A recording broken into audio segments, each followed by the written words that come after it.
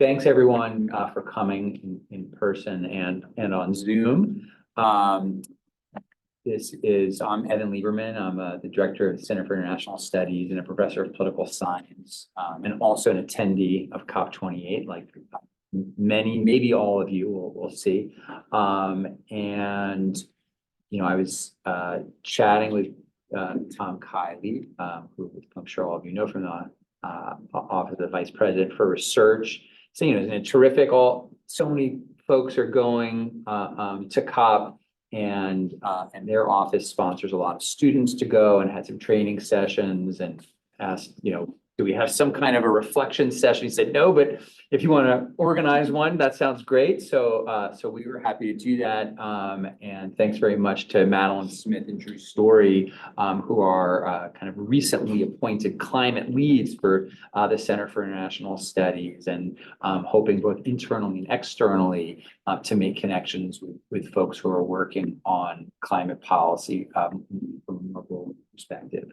So today's really meant to be more of an informal conversation for those of us who went, or for those who didn't go but are interested in hearing about it. So, like, what did people learn at COP, and to share, some of their perspectives. I'm not going to say much about the background about what COP is, because I imagine that everyone here knows what it is. But this one, like most of them, was around the first 2 weeks in December, and held in Dubai. And I think several dozen MIT faculty and staff attended. So I'm going to say a few things about that, but I know that there were a few remarks that Tom shared from Tom, and I'm going to give him an opportunity now to share those. And one quick caveat that was reminded to me by Carolyn Perry, who's working with Tom on an MIT news piece, to please, and I'll prompt you, say who you are, where you're from on campus, and and we'll ask about why you went in a second. But please identify yourselves when you speak. But I'm going to turn it over to Drew. All right, thank you, Evan. Can I get a thumbs up that you can hear me? A little louder, I think. If you can turn it up just one sec. How about now? Good. Sounds good. Thanks, Drew. Okay, great. Thank you, Evan. Yeah, good afternoon, folks. My name is Drew Story. I'm the managing director of the Policy Lab here at CIS. I had every intention of being there with you in person, but due to some bad weather, I'm stuck here in Washington, D.C. As Tom mentioned also, most of you working on anything climate related know Tom. You okay, Evan? Yep, that's great. We just turned up the volume a little more. Okay, great. Perfect. Yeah, Evan mentioned Tom is a senior advisor to Vice President for Research Maria Zuber, as well as the Climate Nucleus, which many of you may be familiar with. And so in that way, he's involved in organizing the MIT delegations to COP. And I finally refer to Tom as MIT's air traffic controller for all things climate change. I get to work with Tom a lot, which is one of the best things I have about working at MIT. He's unable to be here today, obviously, but he asked that I share some thoughts with y'all on his behalf. So Tom says, delegations of MIT faculty, staff, and students have been attending COP for many years, at least as far back as the early 2000s. And at COP, MIT delegates share what they know about climate science, impacts, and solutions. They observe negotiations, and in some cases even provide technical expertise to negotiators, parties, UN agencies, and others. And just as importantly, and perhaps more importantly, they listen to and learn from other researchers, policymakers, community leaders, advocates, activists, and young people from around the world. They then bring back what they learned to campus, and they share it with their peers and colleagues through discussions like this one that we're having today here at CIS. And the reason this exchange of information is so important for members of the MIT community relates to, of course, our motto, Mens et Manus. And whether they're working on technological innovations, policy innovations, or any other kind of innovation, members of the MIT community are really interested in seeing those innovations put to practical use out in the world where they can have greater impact. And one way to know that the work being done here on campus has practical relevance for addressing climate change is by going to COP, by listening to and learning from practitioners, communities, industries, governments, and others. And that kind of exchange really only happens in the fora like COP. So thank you to all the COP28 delegates who are part of today's important discussion. And thank you to everybody else for joining us both in person and online. Back to you, Evan.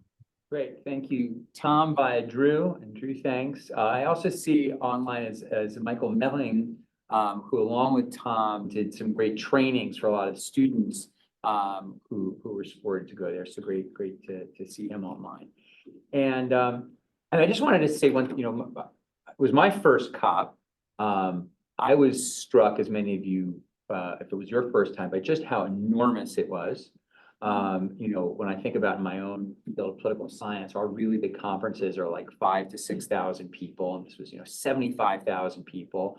And, you know, I would have people emailing me and saying, oh, so what's going on at COP? You know, and that's like saying, like, what's going on in the city of Boston today? You know, there's so many, you know, and each of us had very different experiences. And, you know, it's interesting. On the other hand, you know, journalists have no problem saying, here's what happened at COP in 1 minute snippet, as if, you know, and that might be a completely different tale from what any of us saw that day, because as we know, there are certain headlines that get, you know, pushed out by press releases, and they, you know, are often about big, you know, let's say some important negotiation or some set of talking points. But there are literally, you know, a million things going on at any one time. And so, you know, to a degree today, what I'm hoping, what we've been hoping, is not necessarily for everyone who went to COP to reflect on the biggest headlines. So you're free to do that. But, you know, the headlines about, oh, you know, wasn't it ironic that, you know, the head of the Emirates State Oil Company was the president of COP, or about the nature of the biggest agreements that were agreed upon, or what some of the biggest disagreements were. You know, maybe those are things that hit the headlines. I think some of the value added that all of us can provide for each other and for others in the MIT community is what we saw firsthand, and how we experienced it, and then also to ask those of you who are either at the meetings or those who weren't, to engage in some discussion, and feel free to ask questions. So, you know, kind of as a starting point, I'm going to do my best. I'm going to ask Madeline to help as well while I'm in the room looking at people, but we really wanted to make this a hybrid event. So we'll try and get those of you who are online, you know, involved in the discussion as much as possible. You know, one starting question is why did people attend COP? So I'm going to start with the people in the room. Who is here? Who is here that's at the table actually attended? Great. So do you mind if I go around and start with some of you and just share who you are and you know why you attended? What were your goals? Sure. Yeah. Hi, I'm Jeremy Gregory, Executive Director of MIT's Climate and Sustainability Consortium.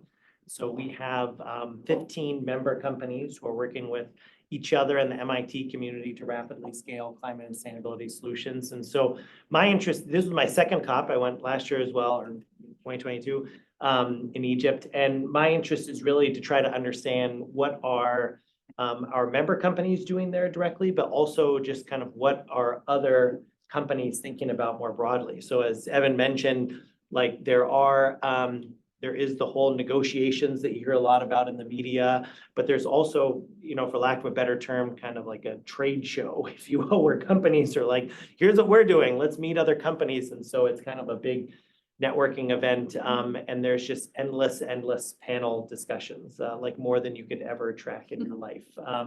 And that's what I do, is kind of like listen to what's happening at those panel discussions, hear what's kind of at the forefront of companies from their perspectives, and so I can get a sense of that and bring it back to our team that's working on those things here, and then hear a bit more about how we can support our member companies on that. So for me, it's much more about kind of what are companies doing at COP. And can you share what were there big things that you learned? Yeah, I would say some themes, even that I wrote down on a sticky note, because I had, there's a couple of them, I'll try to make them quick.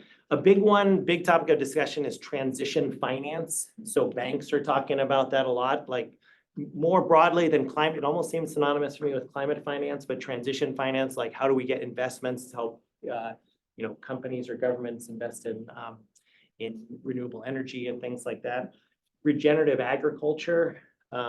We have member companies that are working in this directly, but that there's more carbon in the soil than there is above ground. And so changing the way we do agriculture has huge potential carbon benefits.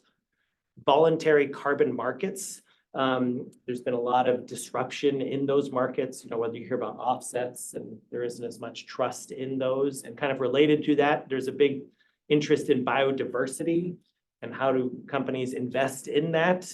But we don't really know yet how to measure that and how to benefit from that. And then I'd say justice is always a big topic, and kind of social aspects. You see a lot of that. And then probably lastly, I thought there were some good points about when it comes to technology, there's a lot of, you see these charts that are like, here's how much we have in renewable energy and here's where we need to be. And they show this big gap. But there is some discussion I heard about exponential growth. Like when you really look at historical investments in railroads or telephone wires or whatever, like it's not linear. It starts out small, but then it usually wraps up and then, gets to an S curve type thing. And so the message kind of being, it does seem like we're really far away from where we need to be, but also if we catalyze the right kinds of things, we can get that exponential growth.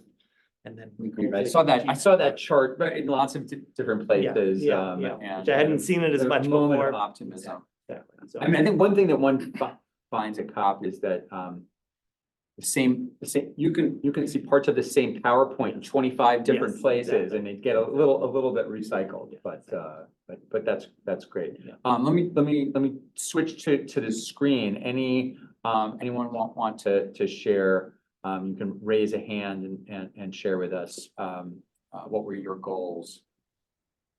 Seeing hands. Well, I'll wait for a hand. I'll turn to someone. To anyone in the room. Can I pick on you, Bethany? Will you tell us about who you are and what were you hoping to attend? Yeah, so Bethany Patton, I'm at MIT Sloan School of Management.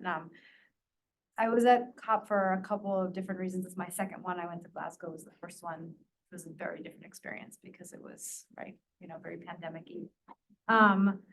But the one reason is the project that I direct, which is the Climate Pathways Project, and that's using the En-ROADS climate model simulator to inform policymakers. And our colleagues at Climate Interactive, who are the developers of that, are always there, and they always sit right outside of all of the negotiation rooms to be available for any of the negotiators who might want to test an assumption about a policy that they're considering. In their negotiation, they go in with a negotiation strategy. So we're not changing anybody's minds, but it does help inform, and it did help inform in a much more impactful way during the Copenhagen negotiations. But, in this situation, it was more around informing the negotiators, but then also informing the policy ecosystem using the tool. So I was there to support their work, but primarily I was there because we really are, as a school, starting to think about how we can better use COP and have a coordinated approach to COP. So, in the years that I've been at MIT, I've seen a huge evolution in the way that we approach COP and select people to go to COP. And is there a way that we can think about, the big outcomes, the big insights, and think and mobilize around that in order to prepare better for attending next year?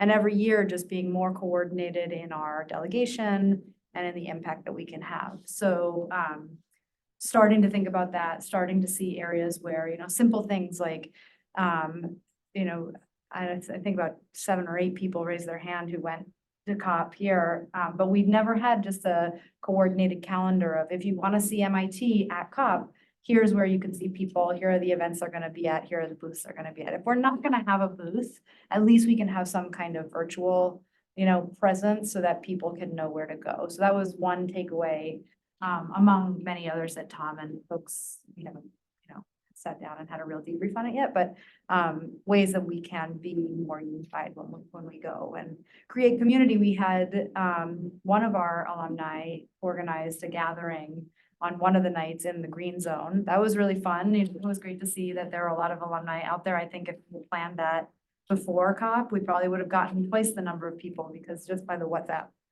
messages I was getting while I was there, I realized that our community was much larger and we would have had a lot bigger presence. So how do we just, create a presence there through organization, here and, in advance? Would you say it was a successful COP for you in terms of what you learned or? No, I mean, I don't know how you can talk about the success. I mean, No, no, for me, yeah, I mean, it was really successful to be able to see where there are opportunities for us to expand, as a school in our presence, definitely.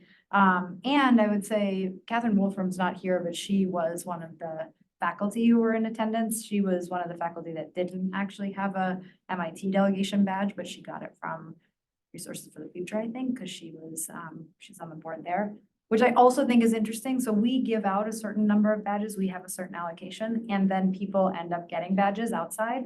And so it's hard to keep track of that part of the group, but yet they're still like talking about being, representatives MIT. So I think it's really important for us to figure out a way that we can be inclusive of everybody who's going, not just keeping track of the folks that are going on an MIT badge. But her point was that, she met with a lot of people from the US at COP, which was a little bit funny, right? Like here I am meeting with someone that I could just go to Washington DC to have a conversation with. However, in that moment where everybody's dedicated their 2 weeks to just talk about climate, it's amazing what you can get done and the conversations she was able to have and the meetings she was able to have. And I totally agree with her, like surprising encounters with people that, you might have to spend months organizing to get to meet with. You can just run into and have a really beneficial conversation. So yeah. Yeah, I agree. I mean, I think there are those who say, oh, what a big waste of time. And, in a Zoom world, do you need to create this incredible carbon footprint by bringing everyone together, which of course everybody regrets. But on the other hand, the incredible opportunities for meeting people and the focal point of bringing so many people together to have conversations planned and unplanned is, hard to imagine replacing that in some other way. Yeah, and just to one last point, we're thinking about the big outcomes of, reducing technology, methane, and, maybe there's 6 or 7 more. Can we organize folks at MIT who are doing that work now to make sure, because we know that those people are going to be checking in on that in a year. So making sure that we, are contributing to that conversation if there are commitments made, and that we elevate the voices of people who are contributing to that, in the context of global policy. Great. Can I hear from a student who attended COP or not COP? You knew I was looking at you. Hello, my name is Rako. Can people on Zoom hear me, or should I talk louder? The microphone. It's good. All right, good. Got them in the ceiling. All right, thank you. So I'm a senior in course 1, Civil and Environmental Engineering, and I'm also an MCSC scholar. And initially I thought COP would be like the culmination of my sustainability endeavors as an undergraduate. I was like, I heard about this at another conference, and I knew that a lot of young people were going and have gone, even as an undergrad. I'm like, if this is one of the biggest climate change conferences in the world, I have to be there. I was doing some training from a youth global coalition that came out of COP27 in preparation for COP28. And I was focusing a lot on how I could impact the negotiations there. And just as I got closer to COP, and then I realized, okay, my strategy for what I would do at COP slightly changed a lot in where I was thinking, okay, how can I get the most out of COP? Maybe it's too early to impact the negotiations, especially just as a single entity, and kind of knowing better what MIT's group was going to do there. It wasn't necessarily, oh, we're going to impact the negotiations, but I decided, I knew from the training that there's a lot going on at COP, and I needed to narrow my focus. So started early on thinking, okay, I'm going to pick something that's very relevant, well, I'm interested in it, and could be very useful for my country. At least, for example, I'm from Jamaica, international student here.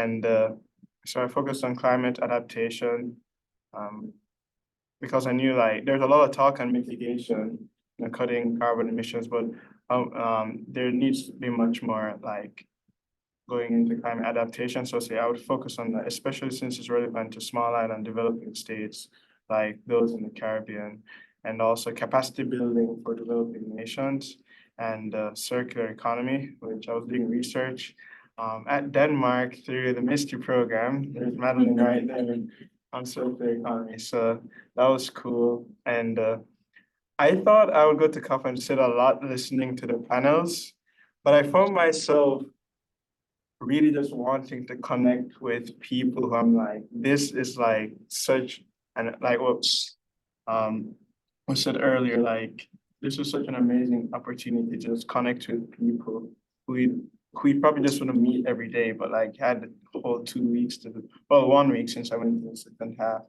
And so I got to connect with a lot of Jamaican delegates, and it was really cool that even though I could go to COP in the future many times, this was likely my last opportunity as an undergraduate to attend COP and should come up to people from who are like working in the UN, for example. I'm interested in the UN, working in the UN, and also Caribbean delegates to say, hi, I'm Renaka Gentles, an MIT undergraduate, and you're doing that in Dubai. So it was like I left with like great networking experience and also learned a lot from the different panels and just even going to like an event afterwards or some like doing some follow-through events related to COP, just initially it was like a combination in my head, but now I see it more as like a springboard, a jump start to actually being more impactful after. So it's more like, okay, not that I just went to this big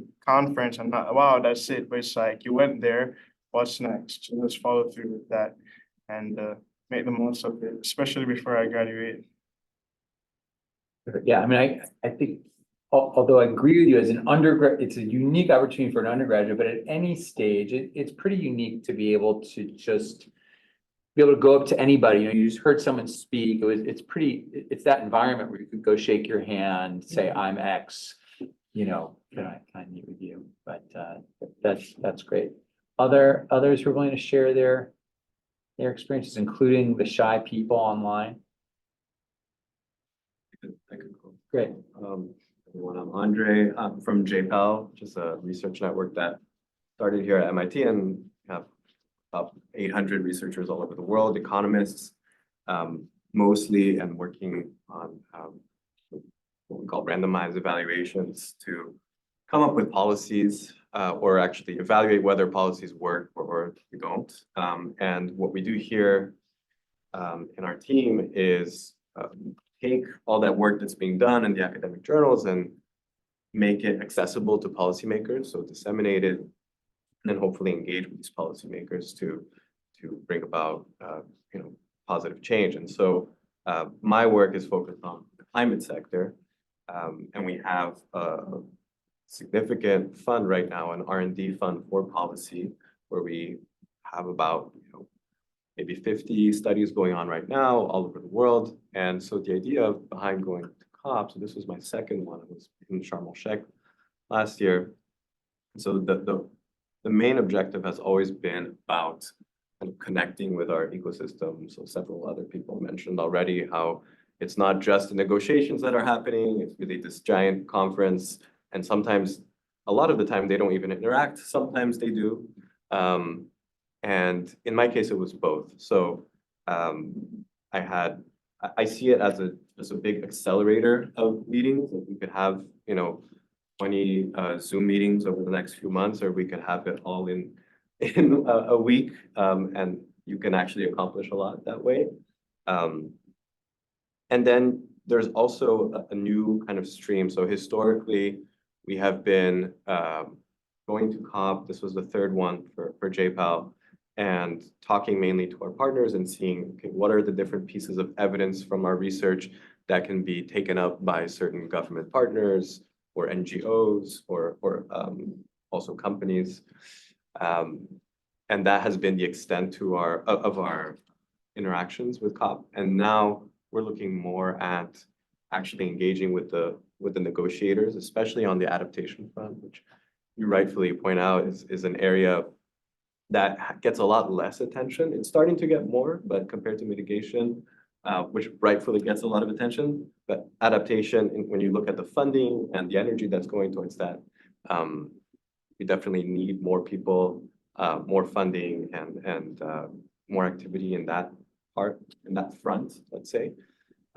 So we have been working with climate negotiators in the MENA region in the months preceding COP, to plug them into what are the latest pieces of evidence on water conservation, on energy access, on different kind of challenge areas for adaptation that could be useful for them during the conference.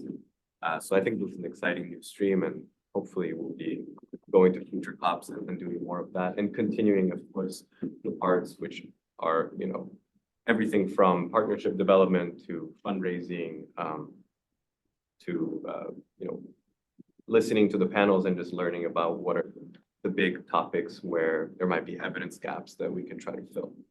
Can you say a little more, thanks, can you say a little bit more about influencing negotiators? Because, and I'm warning Ale that I'm gonna pick on her next, because she was, you know, really closely studying some of the negotiations. But, you know, for those of us, including myself, who've not been to COP before, you know, it's super interesting to just like see these folks in the room, sometimes haggling over very small word differences, and you know, we don't always know how much autonomy they have to be making decisions. How much did they come, you know, prepared with what they were, you know. Of course, they had guidelines about how far they could go on certain, you know, agreements, but just wondering, you know, at COP, like what is the nature of that influence?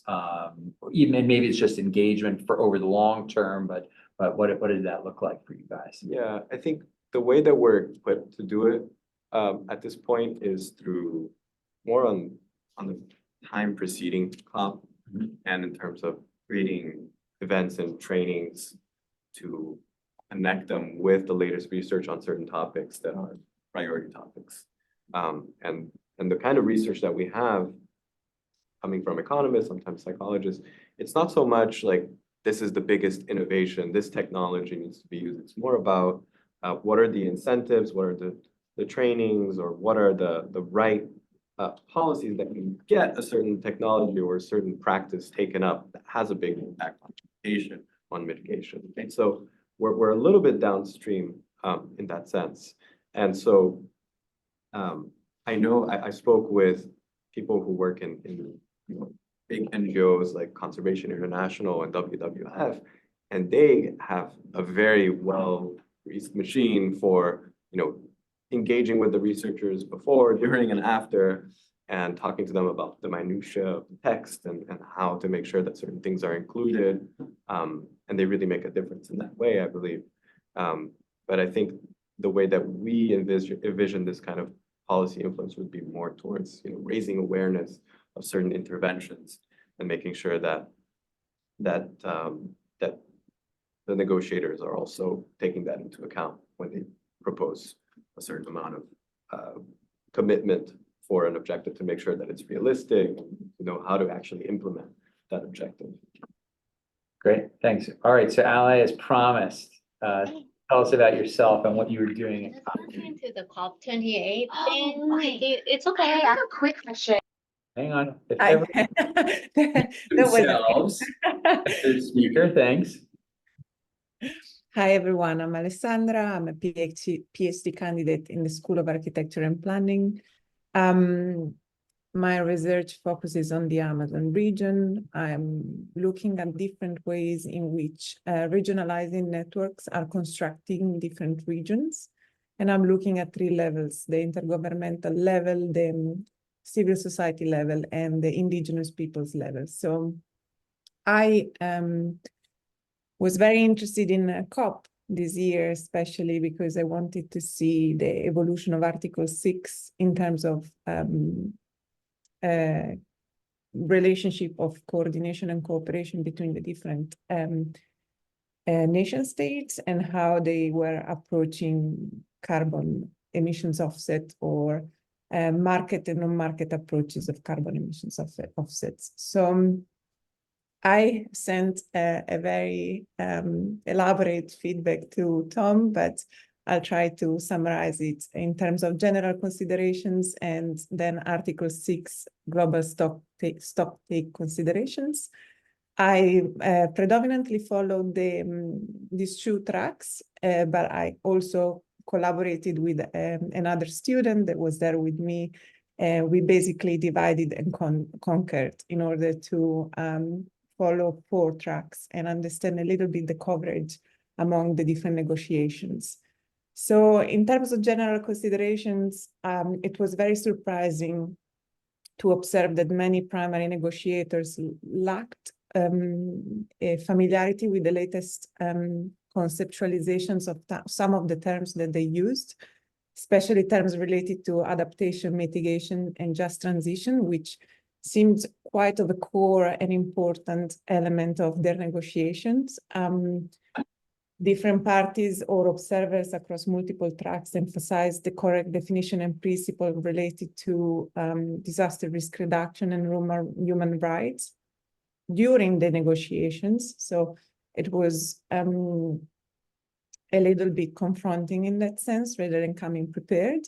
And then there is still a reference to the developing vis-a-vis developed countries, which has been elaborated and analyzed and criticized quite a lot in the literature. So because it always begs the questions that developing towards what. So that was kind of the point here that I'm making, is that this gap in knowledge or this perhaps non-consideration of the deeper ramifications of those concepts can have a strong impact on the effectiveness of the negotiations, which it had, especially in the just transition one. So in the other general consideration that I would like to make is that I found fascinating to observe negotiation processes, especially considering the unique semantics of negotiation, which constituted a language of their own. The nuanced exchanges on WhatsApps between blocs and parties, the intricate dialogue with legal terms, the informal conversations that occur behind closed doors. And I was also allowed to participate in one of them. And it was just interesting to see the different levels of expertise between negotiators, the ways in which each climate negotiation had different dynamics as well. The Article 6 track feature experienced negotiators that were very adept in the long-term negotiation jargon and intricacies, whereas the just transition track, which is comparatively new, was predominantly centered on establishing a foundational framework and terminologies, and that's why I made that point before, which for me was quite important.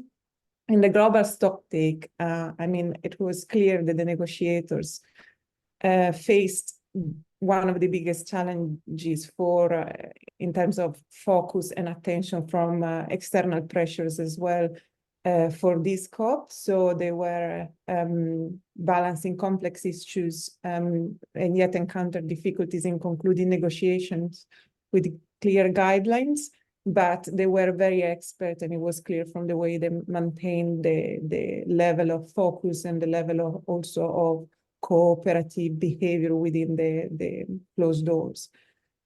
A negative, perhaps, consideration was that for me, COP28 had an exceptionally high attendance, and this was too much for me, in the sense that there was an event, a fair-like atmosphere, and also a strong competition for entry into sessions. There were some panels that didn't have or had few attendees due to scheduling conflicts, so that detracted a little bit from what I think is the main point of this whole event, which is trying to find solutions for climate change. I have also feedbacks in terms of the actual tracks, but I'll stop here for now, and then I'm happy to provide any more. Great, thanks, Ali. Yeah, I mean, it was I was inspired to see her and the other student who she mentioned. I'm forgetting his name. Marine, Marine, I mean, they would go to these negotiations in the same track from morning till night. And if you sat through these negotiations, I mean, it is, I'm sorry to say, tedious. You know, they go through these texts, they project a Word document on a screen. And, you know, someone says, I want to change that one word from enthusiastically to with enthusiasm. You know, I mean, it was not quite that bad, but, you know, we know, I mean, the texts are meant to have impact and the word choices matter. And obviously sometimes they're quite substantive, but they really follow these things quite closely. But, you know, I mean, one thing I would take up, and, you know, curious to know other people think, I mean, whether, I mean, this COP, many people talked about it as being more like an expo than just a, you know, a negotiation. So whether, I mean, obviously what it was originally intended to be, it's become something else. And I don't know whether that's good or bad, but obviously they were startup forums. Every, you know, countries had pavilions. There are all these side meetings. And to say that whether or not you know, progress we might hope for comes from the formal negotiations or maybe from all this other stuff. I mean, that's a big wide open question, but there's obviously a lot of other stuff that goes on at COP. Sarah Simon, you've posted a few things in the chat. I don't know, can I invite you? Do you want to make a comment to the group? Because people can't see the chats that I'm seeing. My headphones on. I don't have my camera on. Okay, that's fine. I was curious about who you all are. I'm the chair for the alumni network of energy, environment, and sustainability groups, and so I'm hoping that all of you are incredible resources, which you will be if you haven't graduated yet. And COP is so important, and Americans just don't get that there's international work going on. So I just said, I guess, I think everybody can see that the idea of separating the trade show from the negotiation has been floated. And I wonder if the people in Azerbaijan we're leading the COP discussions for the next year, will see to that and perhaps correct some of that. Thank you. Great. I would like to get, you know, more comments from people, and, you know, people should feel free to respond to other things that they've heard today. But, you know, I mean, one question. You got a comment, right? Oh, okay, yeah, please.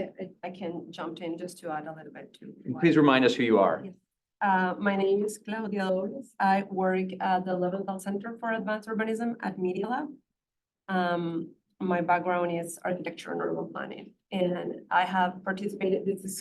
This was my third COP, but I participated in 3 very different capacities. So I think it could be, it's a very different perspective from each one of them. The first one, I was part of the coordination team for the pre-COP organization, the pre-COP28, where I was part of the coordination team. So that is how to set up the agenda to what it's going to be talked about during COP.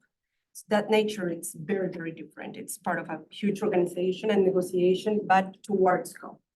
My second participation was part of the political negotiations at the high level, which was very different. It's where all the heads of states, they just gather, and that's where you as technical team and negotiator received from your government what it's, where are you going and until which point you are able to negotiate. So that was my second COP. And this COP, which was actually huge, I agree, it was very different from the others that I have participated. I was part of the technical team from UN. My batch was UN staff. And that was a completely different perspective on how to participate from a more technical point of view. I just want to point out that even though COP it's highly informed with the academia and technical documentation, it's pretty much a political negotiation. It's pretty much a political arena, which is a different nature. And wording is everything at COP. That is the reality. If you want to get an agreement at the global level, because negotiators are pretty much representatives of their countries. And so they bring their own country agenda. And that's the framework where they can play. And just to add into what you were saying on how can you really create more impact, I believe just knowing your own country's agenda. That is the best way to have impact, because at the end, the conference of parties, even though everybody's kind of invited, and the idea is that the technical teams can inform, can influence, the voting system, it's pretty much country-based. And then I guess one of the easiest ways, it's not easy, but one of the most important ways to influence participation in COP or the outcome at COP is understanding what is your own country's agenda and who is going to negotiate.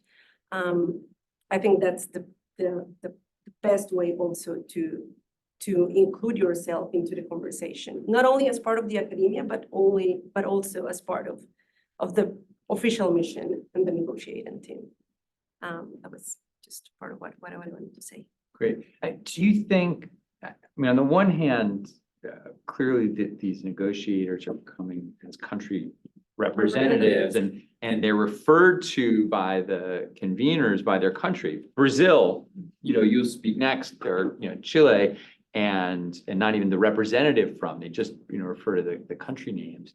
But do you think that the individual personalities play any role? I mean, one thing that was pointed out by one of the members of the MIT delegation when we had dinner is that the US always has very young delegates. And I looked at the other rich countries tend to have very young delegates, whereas let's say India has much more seasoned bureaucrats. And it's for various reasons, but one wonders whether or not some of their own their levels of experience or personal backgrounds affect anything. No, absolutely. If you have a good negotiator, it can make the difference. The thing is that it really depends on the capacity, going back to the government capacity to really gather a high skill negotiating team. So you have countries that traditionally have very good, strong teams, and then you have other countries that their negotiating team it's not as strong, not as skilled, or even as experimental. But yeah, absolutely, if you have a strong team of negotiators that really understand that it's up to date,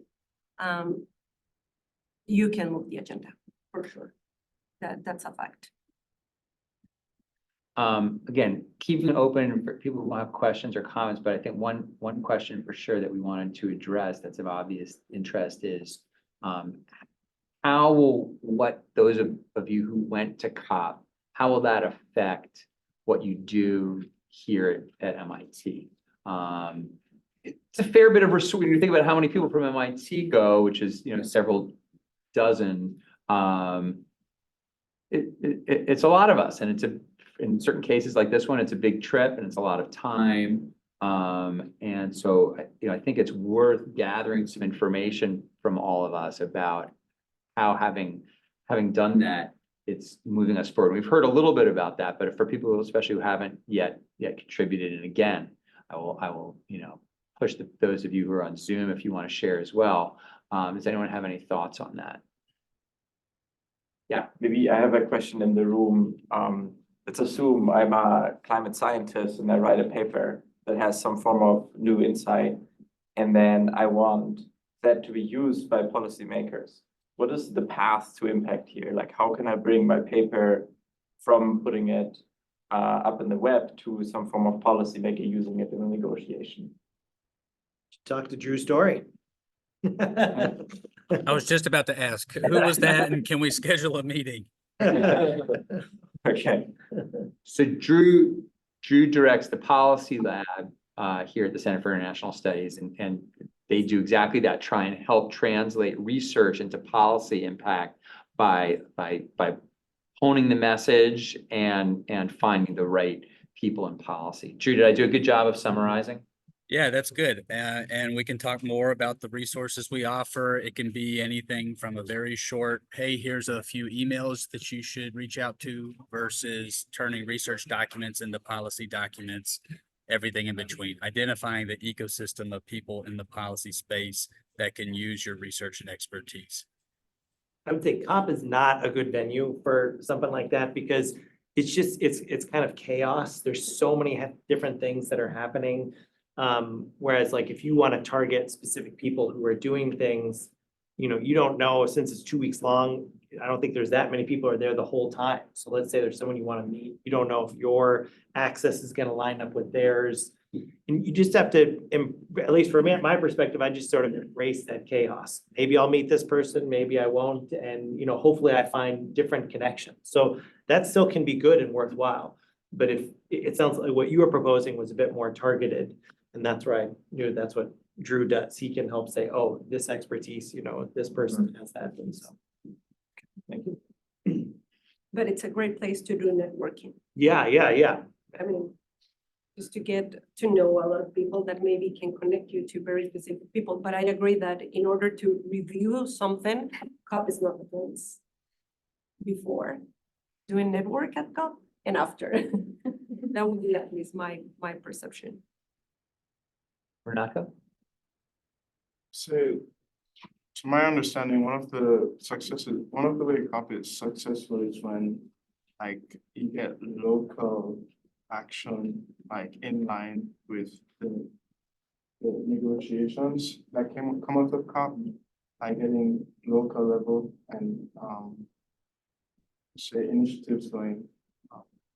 But I'm thinking a lot, like let's say I'm still at my community is still MIT, and how can I as an undergrad get more people at least aware of COP, because like I feel like even COP28 the application was like not that well advertised. Like I was one of the persons that shared it within my group, and within like some course on undergrads, and a lot of people like they didn't know about it.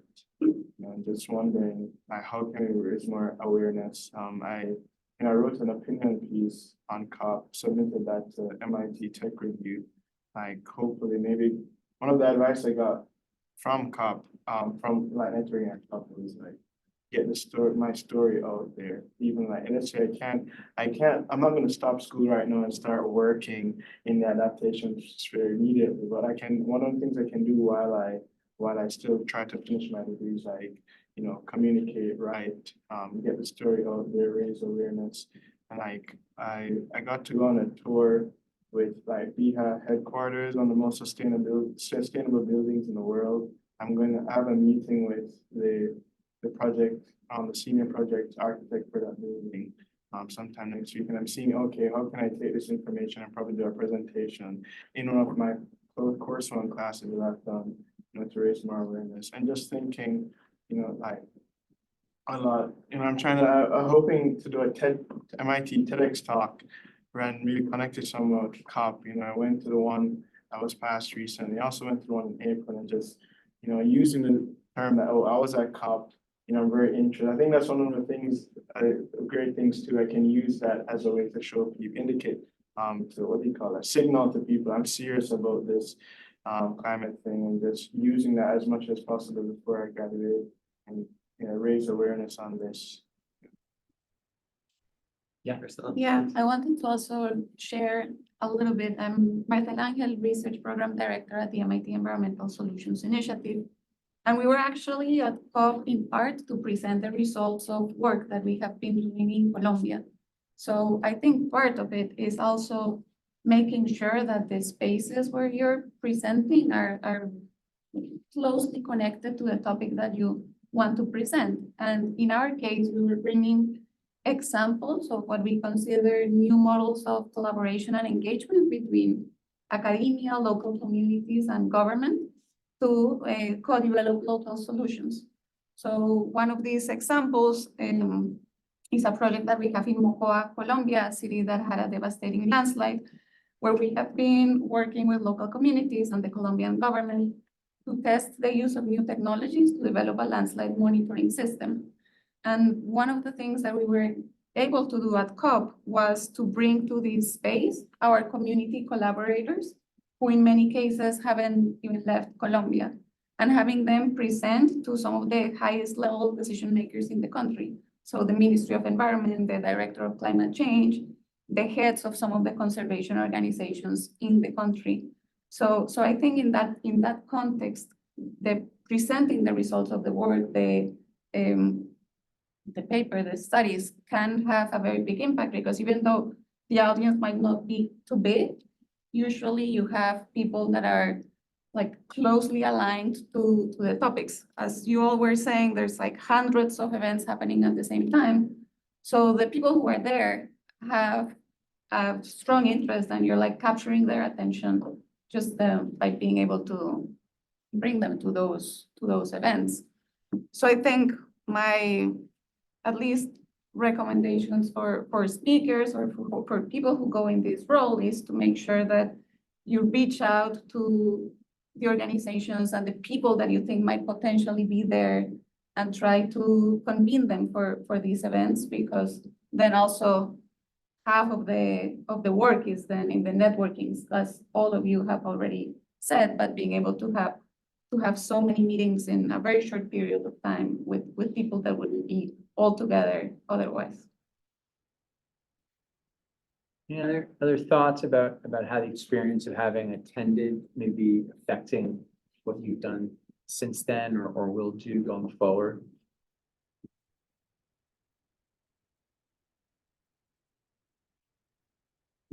Following what you said earlier, one thing that occurred to me is, hearing certain themes across multiple panels makes one realize, oh, wait, this is a hot topic, or it's an evolving way in which people are thinking about things. Now, when you come upon that,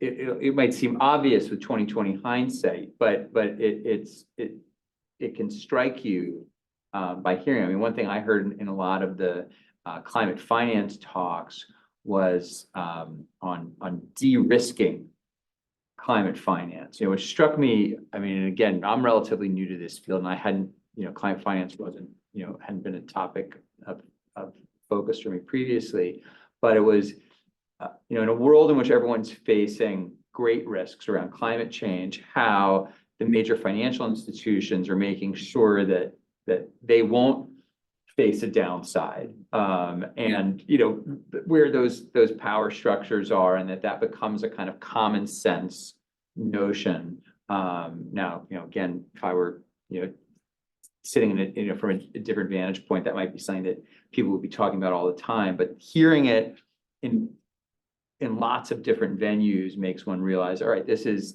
becoming common sense. This is becoming something that's becoming a priority in lots of countries and in lots of sectors. Also, few comments in the chat. One was to talk about the fact that there's a lot of advanced work that goes on, and I think that's a good question for all of us.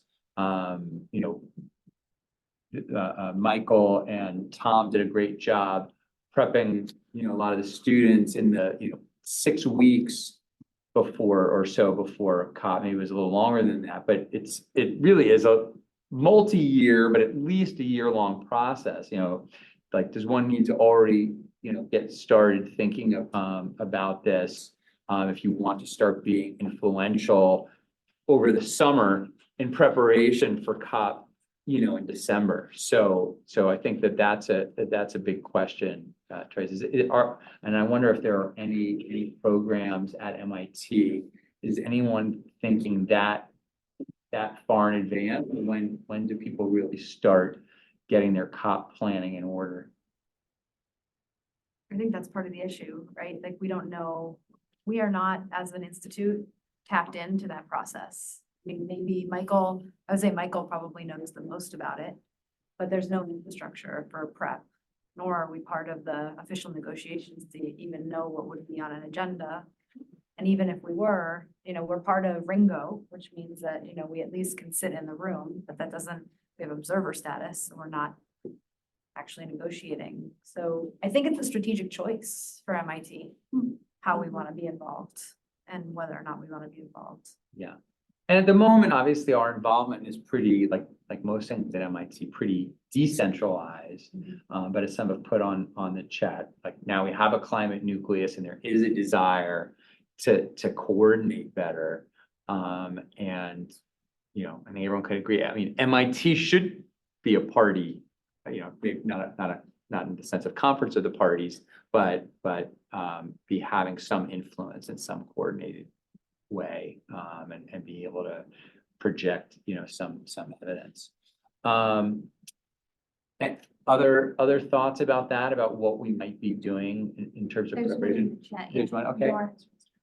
Laura, please join. Great. Hi, can you see me? Yes. Great. Well, this is really just to build on what Bethany said in terms of that being a choice. And I think we could also imagine a multi-pronged approach. It would, first of all, hi, great to see everybody and so excited to be listening in on this conversation, and to meet some new people that I haven't seen.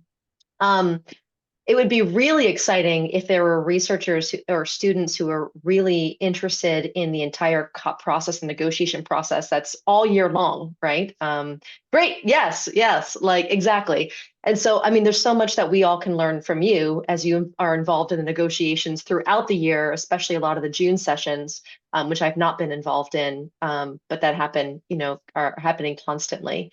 And then there's more of of course, the networking side of things, which preparations for that really start around August, in terms of what groups you want to align with and those kinds of pieces. So that's all I wanted to add to the conversation. Great, thanks.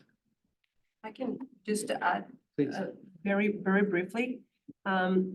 It could be, but it depends on how strong you can organize a team to do that.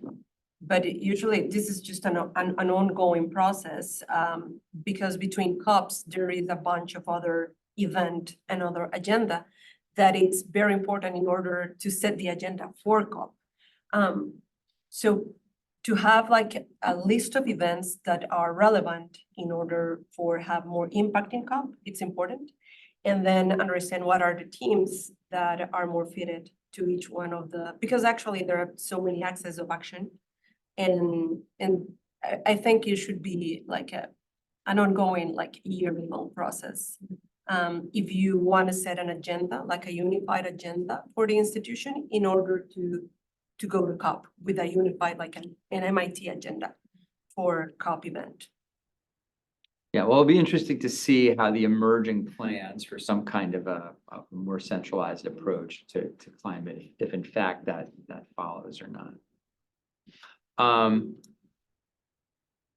Drew points out, Drew, I'll let you want to share what you said. Yeah, sure. So Tom with the nucleus is supporting efforts to have a better partnership with the UNFCCC's technology mechanism. This is the COP body.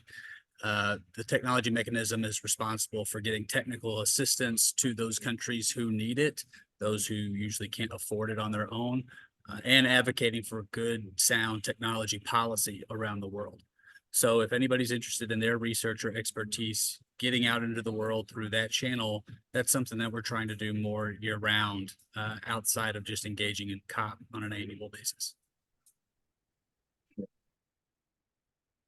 So maybe the last order of business, but again, people can share ideas or ask questions about other topics, but like, since it's still relatively recent for people who went, can we collect some ideas about what lessons we might pass on to next year's attendees? Or the idea for doing some of the training sessions that Tom and Michael organized, I think was in response to students that's in particular from the previous year feeling like, whoa, they showed up and didn't kind of know what to expect, and it took a while to figure things out.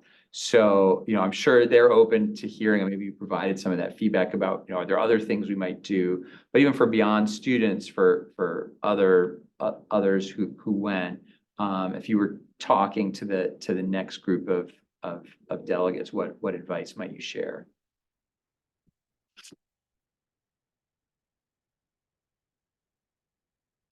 I will just suggest to know and have a list of the organizations that are relevant to your field of study.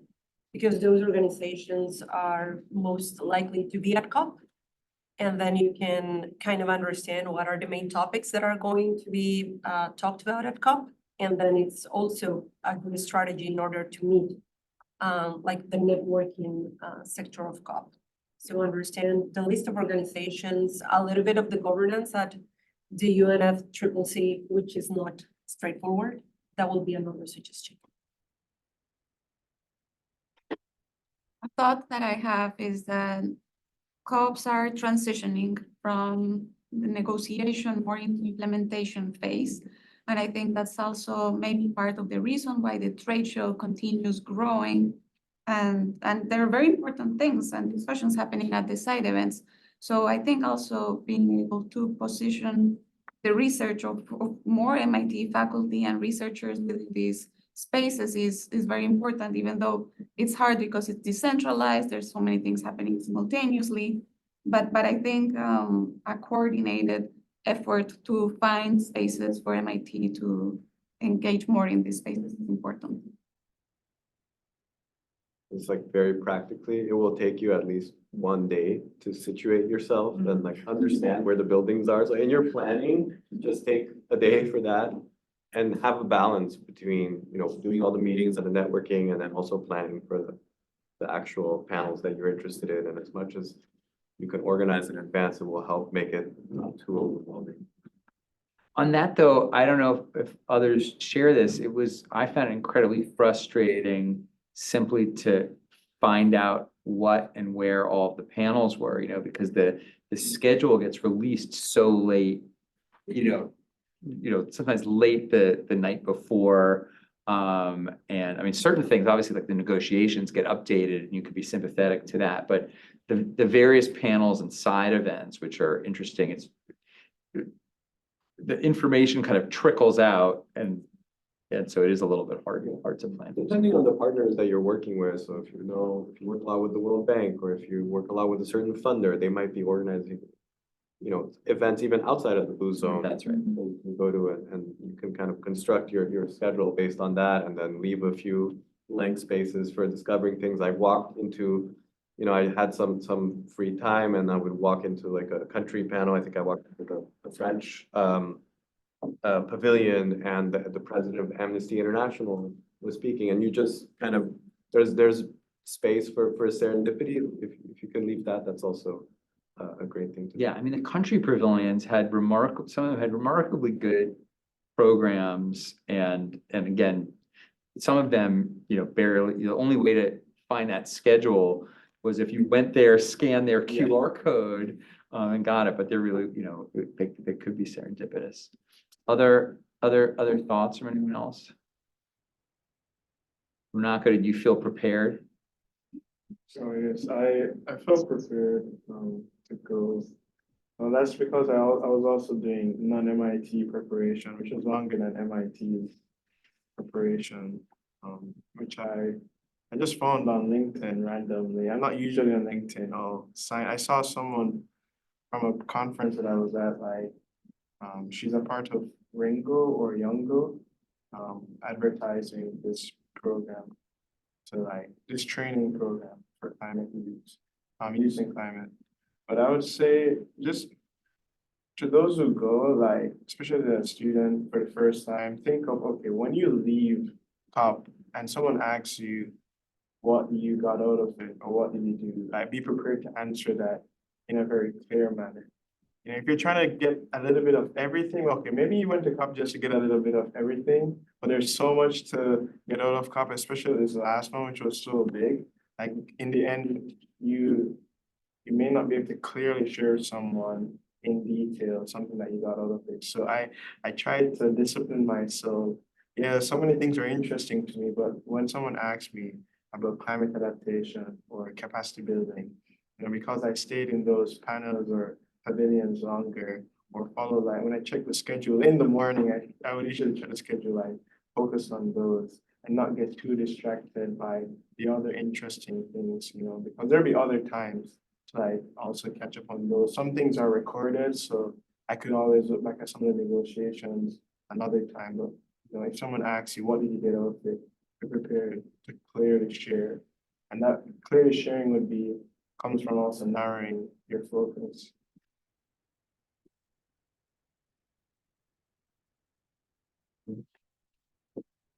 All right, well, thanks everybody for participating in this discussion and we're taking notes in various ways and maybe a news story, and maybe there'll be some follow-up with some of you, but yeah, it's great to just be able to share what we learned and hopefully begin the planning early for next year. So take care. Hope everyone has a good rest of IEP, survives the ice.